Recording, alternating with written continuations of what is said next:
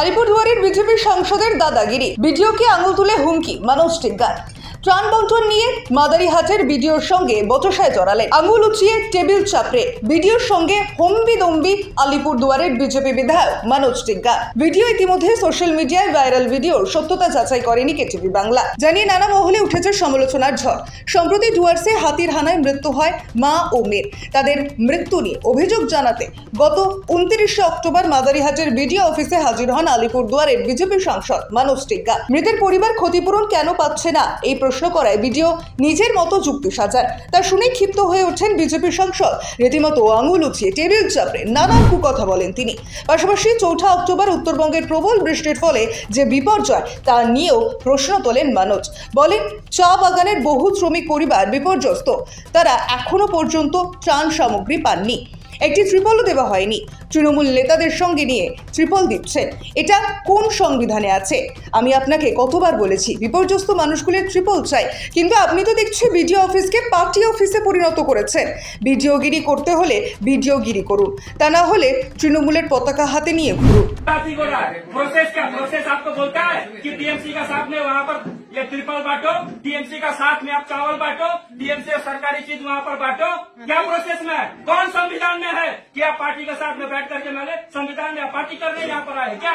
हाँ, टीएमसी का झंडा लगाओ यहाँ पर, लगाओ इसका सिर में। सुनिए लगाना ही पड़ेगा। पूछना बोलते सर करके बोलेगा क्या? भाई आपको कितना बार बोला, कितना बार बोला हमको ट्रिपल का याद दिया नहीं है बोलता है, और यहाँ से ठीक ठाक क्या बढ़ता है? क्या नहीं मिलेगा?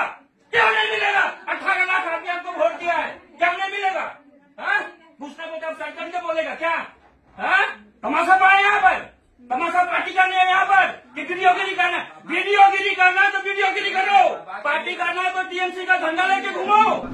डब्ल्यूबीएसएस অফিসারের উপরে যে হিসাবে একজন জনপ্রতিনিধি, উনি নাকি আলিপুরদুয়ারের সাংসদ, উনি নিজের পাওয়ারটা দেখাইছেন। এদের মাথা পাগল হয়ে গেছে। এবং এর আগে আমরা দেখেছি কুমারগ্রামের বিধায়ককে 70 বছরের একজন বয়স্ক লোককে ধাক্কা দিয়েছে।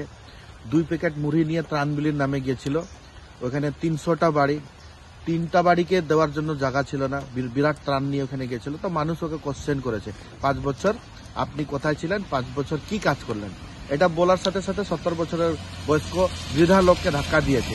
কালকে দেখেছি প্লাস্টিকের নামে, পলিথিনের নামে সাংসদ মনোজ টিগ্গা, মাননীয় সাংসদ, উনি ভিডিওকে যেভাবে থ্রেট করেছেন আর যেভাবে ধমকি দিয়েছেন, অসাংবিধানিক হিসাবে উনি কিন্তু একজন সিভিল অ্যাডমিনিস্ট্রেটিভ লোককে এভাবে কিন্তু থ্রেট করেছেন।